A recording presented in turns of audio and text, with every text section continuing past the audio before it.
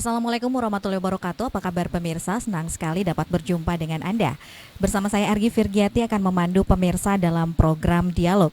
Adapun tema yang diangkat dalam dialog kali ini ialah inovasi layanan angkutan gratis dari Dinas Perhubungan Tabalong. Dan di studio kali ini telah hadir narasumber kita yaitu Kepala Dinas Perhubungan Kabupaten Tabalong. Apa kabar Bapak Tumbur Manalu? Kabar baik, Mbak. Ya. Alhamdulillah akhirnya kita berjumpa Bapak. Iya. Terima kasih telah hadir di dialog ya Bapak ya. Ya. Bapak, kita langsung saja untuk pertanyaan yang pertama. Salah satu program dari Dinas Perhubungan Tabalong ialah layanan angkut masyarakat Tabalong yang nyaman dan gratis ya Pak ya, atau disingkat Langsat Manis. Nah, bisa dijelaskan Pak, Langsat Manis itu seperti apa dan sudah sejak kapan beroperasinya? Jadi Langsat Manis ini merupakan program strategis dari pemerintah Kabupaten Tabalong yang melalui Dinas Perhubungan.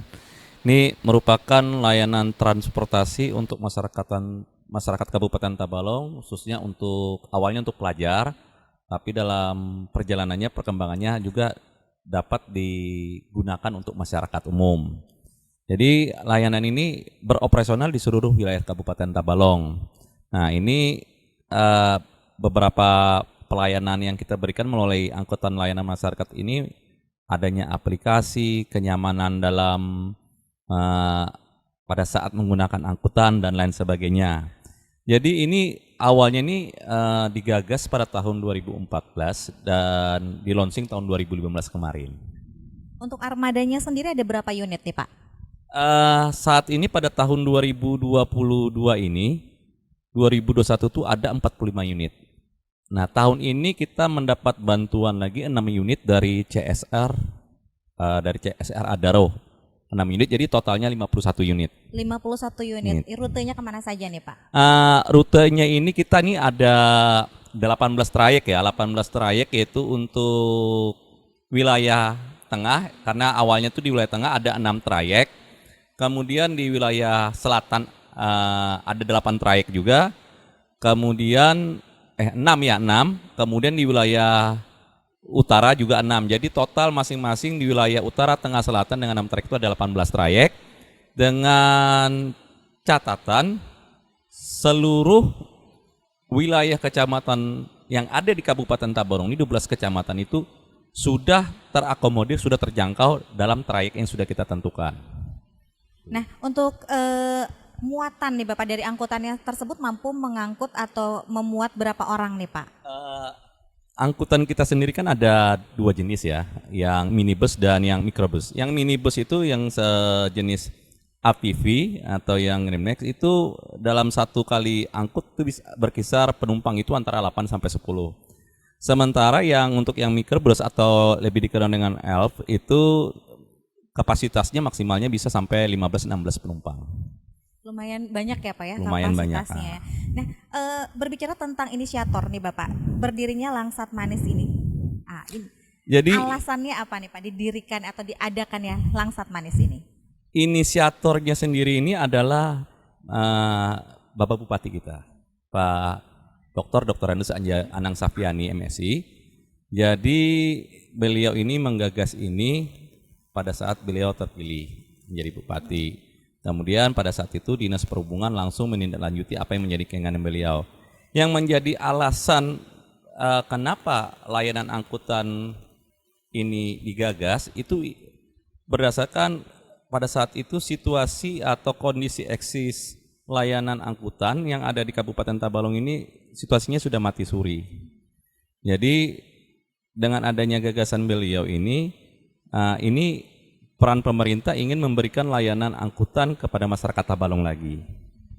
Dan ini juga awalnya dibuat itu untuk anak-anak sekolah ya Pak ya? Ya, awalnya memang digagas untuk pelajar dalam artian untuk mengurangi tingkat pelanggaran lalu lintas. Karena kita ketahui kan anak-anak sekolah ini kan rata-rata menggunakan kendaraan pribadi namun sebenarnya belum memiliki belum cukup surat umur izin juga dan ya Pak, cukup surat umur. izinnya. Akibatnya terjadi pelanggaran-pelanggaran. Nah itu kemudian layanan angkutan kita yang kondisi yang sebelumnya itu kan sudah mati suri, tidak beroperasional lagi. Nah, Langsat Manis ini juga memiliki beberapa penghargaan yang membanggakan Kabupaten Tabalong ya Pak ya. Bisa disebutkan nih Pak, penghargaannya apa saja nih? Pada saat adanya semacam terobosan yang menurut saya dari pemerintah pusat melaksanakan semacam kegiatan-kegiatan inovasi pelayanan publik yang diikuti oleh pemerintah daerah ataupun dinas-dinas yang ada. Pada tahun 2021 kemarin, Langsat Manis ini meraih penghargaan top 45 inovasi pelayanan publik yang namanya Sinovik yang diselenggarakan Kemenpan RB. Top 45. Jadi khusus untuk kategori angkutan. Jadi kita berhasil untuk pada tahun 2021 itu masuk dalam top 45 inovasi publik terpuji seluruh Indonesia.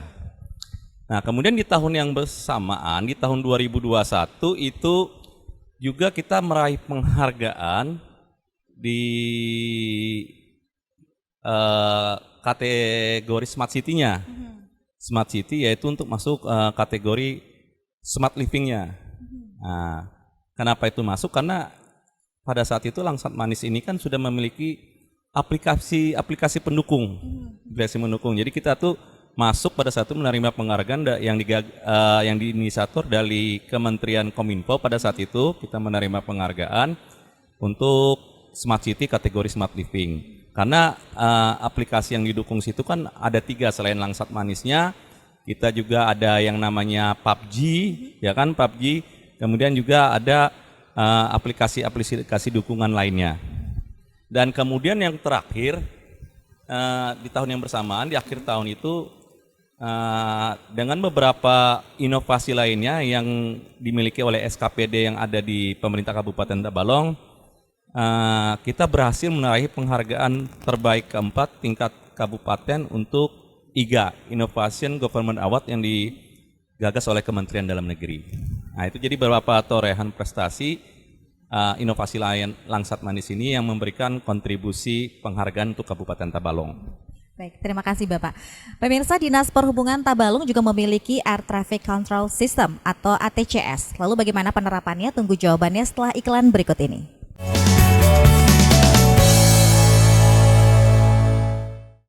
Baik, kembali lagi pemirsa di program Dialog. Tabalong ini memiliki program Air Traffic Control System atau ATCS yang terpasang di beberapa persimpangan di wilayah perkotaan Tabalong. Nah, bisa dijelaskan Pak awal mulanya Tabalong memiliki ATCS ini? Baik, jadi awal mulanya kenapa Tabalong ini memiliki sistem ATCS, Area Traffic Control System, kita memperolehnya itu di tahun 2020-2021. Yang pertama karena usia traffic light yang kita ada ini sudah sangat, ya boleh dikatakan sangat tua, sudah berumur 10 tahunan lebih. Nah, kemudian yang menjadi pertimbangan juga itu pada saat itu adalah arus lalu lintas yang ada di wilayah Kabupaten Tabalong, khususnya yang berada di perlintasan jalan nasional, kawasan tertib lalu lintas itu sudah sangat padat. Jadi memerlukan pengaturan lalu lintas trafiknya itu yang bersinergi gitu, yang terintegrasi. Gitu. Nah, untuk total dari banyaknya titik lokasi ATCS di mana saja nih Pak? Ada 8 persimpangan yang kondisi yang eksis yang ada itu kita mulai dari areal Expo, kemudian sekitar bundaran monumen kita Tugu, kemudian di Simpang Tanjung Selatan, kemudian ke Polres Simpang Polres Pendopo situ, Simpang Belimbing, kemudian dilanjutkan Simpang Sulingan, dan yang terakhir itu sebenarnya 2 persimpangan ya, Selongan, tapi itu terintegrasi satu, jadi ada 8 titik persimpangan yang ada yang masuk dalam sistem integrasi ATCS. Bapak bisa dijelaskan cara kerja dari ATCS itu seperti apa nih Pak? Jadi cara kerjanya ATCS ini dia melalui sistem yang sudah terintegrasi, dia akan mengatur sendiri untuk pengaturan trafiknya. Jadi pada kondisi-kondisi tertentu oleh petugas operator kami itu sudah bisa diatur sistemnya. Kalau selama ini kan secara manual itu kan ada box panel yang ada di persimpangan jalan. Jadi kalau ingin mengatur fase-fase lalu lintas terkait kesibukan atau kemacetan, itu terpaksa petugas itu harus turun ke lapangan membuka. Nah, melalui sistem ATCS ini, itu dengan diatur dengan sistem yang ada di ruang comment centernya ATCS Dinas Perhubungan Kabupaten Tabalong, sudah bisa diatur di situ. Jadi ketika kita melewati persimpangan, itu operator dari ATCS langsung live ya Pak ya, Ya, memberikan live. himbauan. Memberikan himbauan. Aha. Nah, apa saja nih Pak tugas dari operator ATCS ini? Tugas dari operator ATCS itu pertama dia harus memastikan sistem peralatan yang ada di comment center yang terintegrasi dengan yang ada traffic di 8 segmen itu berfungsi dengan baik. Itu yang utama. Ya. Kemudian si petugas operator ATCS ini melalui layar besar yang ada dan berapa layar-layar yang disiapkan di situ, monitor yang ada di ruang comment center, dia akan memberikan himbauan dan teguran pada pengguna kendaraan untuk tertib berlalu lintas dan tidak segan-segan untuk menegur apabila tidak tertib lalu lintas. Umpama di satu persimpangan didapati nih, kan kelihatan di ruang comment center itu di monitor kami si pengendara tidak memakai helm, maka operator ATCS kami akan memberikan teguran. Nah, kebanyakan nih Pak, saya lihat juga di beberapa ATCS di kota-kota lain menggunakan bahasa yang dibilang lucu ya Pak ya. Apakah ini salah satu strategi dari Dishub Tabalong untuk memberikan teguran yang menggelitik supaya orang tuh malu gitu Pak untuk melakukan pelanggaran, atau apakah ada trik-trik lain? Ya, jadi memang petugas operator kita, walaupun kita memiliki ini, karena di Kalimantan Selatan ini kan baru 2 ya, di Kabupaten Tabalong dan Kota Banjarmasin. Petugas operator kami ini mereka tidak istilahnya tidak malu untuk berguru ya, dengan melalui media sosial melihat menjadikan perbandingan bagaimana sih cara menegur yang humanis gitu kan. Jadi si pengendara kendaraan bermotor yang melanggar, jadi walaupun ditegur dia ya tidak merasa itu ya malu lah, tapi kan paling tidak himbauan teguran yang disampaikan itu bisa memberikan efek peringatan, efek jera. Jadi memang di beberapa kali ada media sosial kami melalui Instagram kami itu kayak semacam ada konten-konten baru oleh petugas operator kami yang disiapkan ya. Sebenarnya sih fungsinya bukan hiburan, tapi lebih kepada sosialisasi gitu, supaya para pengguna jalan ini memperhatikan ketentuan berlalu lintas dan patuh pada rambu-rambu yang sudah ada itu. Dengan adanya ATCS ini Pak, perbandingan dari ada atau sebelum ada, apakah tingkat pelanggaran berkurang?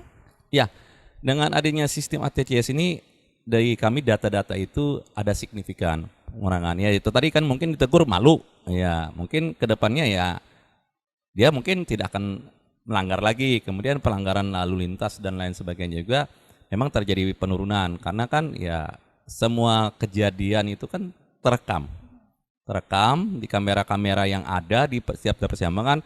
Kamera yang di persimpangan pun ada 2, dia ada kamera fix dan kamera dom, yang semua kamera itu perekaman data tuh ada semua di ruang server di comment center kami. Jadi data-datanya ada gitu. Ada lengkap di sana ya. Baik, pemirsa, kita jeda dulu sebentar, setelah ini kita akan kembali lagi tetap di program Dialog.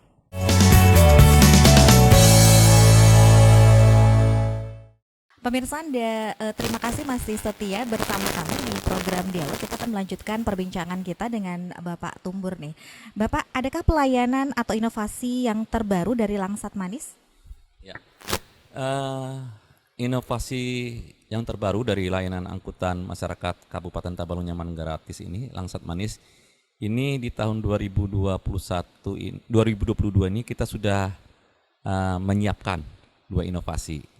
Yang pertama itu adalah layanan angkutan kita ini ada unit yang kita siapkan untuk menghandle atau mengakomodir penumpang yang disabilitas atau berkebutuhan khusus. Jadi kita siapkan unitnya. Nah itu salah satu inovasi dari kami. Kemudian yang berikutnya ini yang nantinya pada saat hari puncak peringatan Hari Jadi Kabupaten Tabalong, ini nanti ada penandatanganan MOU antara pemerintah Kabupaten Tabalong dengan PT Jasara Harja terkait iuran wajib atau asuransi angkutan. Nah, jadi asuransi angkutan ini, jadi seluruh unit yang ada itu sudah dinaungi asuransi. Jadi siapapun penumpang itu nantinya memiliki rasa aman dan nyaman karena sudah dinaungi asuransi. Sebenarnya kita tidak mengharapkan terjadi yang apa-apa ya, tapi kan seperti pepatah mengatakan sedia payung sebelum hujan. Jadi seandainya terpayungi oleh asuransi. Nah, jadi dua inovasi ini yang nantinya kami harapkan pada tahun 2023 nanti, pada saat yang tadi sampaikan pada segmen pertama tadi, kami berkeinginan lagi untuk mengikuti yang namanya Sinovik, kompetisi inovasi pelayanan publik yang sudah kita raih awalnya itu top 45. Jadi syarat untuk mengikuti ini lagi yang sudah meraih penghargaan, untuk meningkatkan kategori paling tidak ada kebaruan-kebaruan dari inovasi tersebut. Nah, dua inovasi kebaruan ini yang menjadi dasar kami untuk mengikuti Sinovik tahun 2023 tadi. Kemudian untuk ATCS nih Pak, apakah ada inovasi berkelanjutannya nih setelah ini? Ya, untuk ATCS sendiri di tahun 2022 ini sebelumnya kita sudah mengusulkan ke Kementerian Perhubungan, Dirjen Perhubungan Darat melalui BPTD, ada 2 titik persimpangan lagi yang berada pada jalan nasional yang secara teknis kami yang perlu juga diintegrasikan dengan traffic ATCS, yaitu di Simpang Guru Danau karena kepadatannya juga arus lalu lintas sudah mulai padat, dan di Simpang Islamic Center 2. Nah, jadi tambahan 2 lagi itu nanti berada di sekitar kantor Pemkab. Karena kan di sini kan ada perubahan arus lalu lintas dengan adanya renovasi masjid, kemudian dengan adanya pelebaran jalan dijadikan 2 jalan. Nah, ini di tahun ini kita sudah menyiapkan semacam dokumen perencanaannya. Yang mudah-mudahan di tahun berikutnya nanti, tahun kedepannya nanti, secara fisik pembangunan ATCS yang 4 simpang ini nanti bisa direalisasikan. Nah, selain dari 2 program tersebut, program unggulan apalagi yang telah dilakukan oleh Dishub Tabalong nih Pak? Baik Mbak ya, dari 2022 ini kita berkaca, selain dua program unggulan Langsat Manis dengan ATCS tadi, di bulan September kemarin Dinas Perhubungan Kabupaten Tabalong kan memiliki UPT Mbak ya, UPT unit pelaksana teknis, namanya UPT PKB, pengujian kendaraan bermotor. Nah, ini pada bulan September kemarin UPT PKB kami itu telah menerima sertifikat akreditasi A dari Dirjen Perhubungan Darat Kementerian Perhubungan. Nah, kenapa kami katakan itu salah satu torehan prestasi? Karena untuk Kalimantan sendiri, wilayah Kalimantan, Pulau Kalimantan, Kabupaten Tabalong ini adalah kabupaten kedua yang meraih predikat akreditasi A. Jadi ini satu penghargaan yang cukup membanggakan bagi kami. Nah, dalam perjalanannya sebenarnya UPT PKB pun nantinya akan menjadi, ya harapan kami akan menjadi pilot project bagi daerah atau kabupaten lain yang ada di Indonesia, karena di 2022 kita sudah gagas awalnya 1 tahun sebelumnya 2001-2022 berjalan mulai proses mekanisme yang sesuai ketentuan. Nah, di 2023 UPT PKB kita tadi yang sudah meraih akreditasi A itu nanti statusnya sudah berubah, bukan jadi UPT lagi tapi menjadi BLUT, Badan Layanan Umum Daerah. Nah, terrealisasi dengan 2023 nanti ini berjalan BLUT ini, UPT PKB kami ini mungkin jadi satu-satunya di Indonesia. Satu Indonesia. Ya, Bapak. Nah, ada lagi Mbak nih yang kami gagas di akhir tahun ini, semacam aplikasi, tapi ini trial dan harapan kami nanti ini di 2003 bisa dilaksanakan. Itu kami ada membangun semacam aplikasi yang namanya Siperjaka. Siperjaka. Ya, jadi namanya sistem aplikasi perlengkapan jalan kabupaten. Jadi yang namanya perlengkapan jalan, rambu-rambu, fasilitas keselamatan jalan itu nanti melalui aplikasi ini masyarakat nanti bisa melalui website aplikasi membuka di aplikasi tersebut, jadi bisa melaporkan melalui aplikasi situ, umpama di satu titik ini ada gambar rambu nih, yang kondisinya mungkin rusak atau apa, dipoto, dikirim aplikasi itu, nanti langsung masuk ke aplikasi yang terintegrasi dengan bidang perlengkapan jalan kami. Nah, mungkin nanti respon cepat langsung dari petugas untuk memperbaiki gitu. Jadi pendataan aplikasi itu bukan cuma di jalan kabupaten, tapi juga di jalan provinsi dan nasional. Nah, mudah-mudahan ini nanti di 2023, karena ini sudah kita mulai di akhir tahun ini, 2023 bisa langsung kita jalankan. Tentunya ya kami juga memohon dukungan dari, karena aplikasi ini kita integrasikan dengan kawan-kawan dari Kominfo. Dan itu bisa diakses oleh seluruh masyarakat Bisa, ya? ya. Bisa langsung ya? Ya. Oke Bapak, terkait hari jadi Kabupaten Tabalong ke-57 tahun nih Pak. Ya. Dari Dinas Perhubungan Tabalong sendiri bagaimana memaknai dari hari jadi Tabalong ini Pak? Ya, kita memaknai dari hari jadi 57 Kabupaten Tabalong sesuai temanya ya. Kami Dinas Perhubungan Kabupaten Tabalong siap untuk berkontribusi ke Kabupaten Tabalong dalam rangka Kabupaten Tabalong ini sebagai gerbang Kalimantan Selatan menyambut IKN.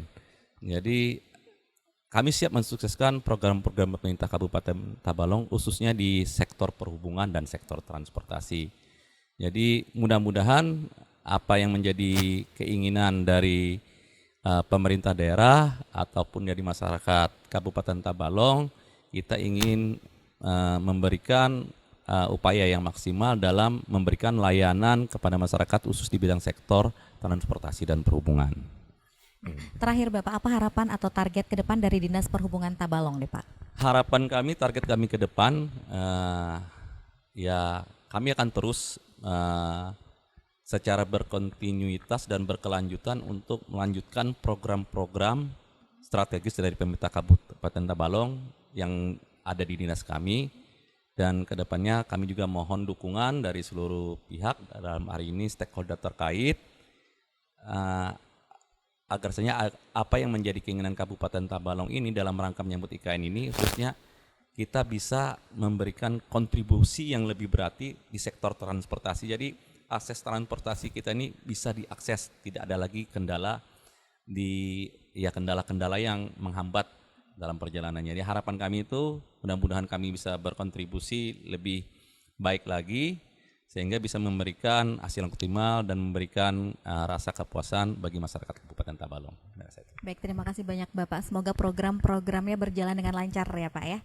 Ya, tidak terasa perbincangan kita kali ini sudah berakhir. Terima kasih sekali lagi kepada Bapak Tumbur Manalu yang telah meluangkan waktunya dalam program Dialog. Saya Argi Firgiati beserta kru yang bertugas pamit undur diri. Tetap saksikan program Dialog yang dapat diakses melalui aplikasi TV Tabalong di handphone Android dan iOS, serta juga dapat diakses di YouTube program TV Tabalong. Akhir kata, wassalamualaikum warahmatullahi wabarakatuh.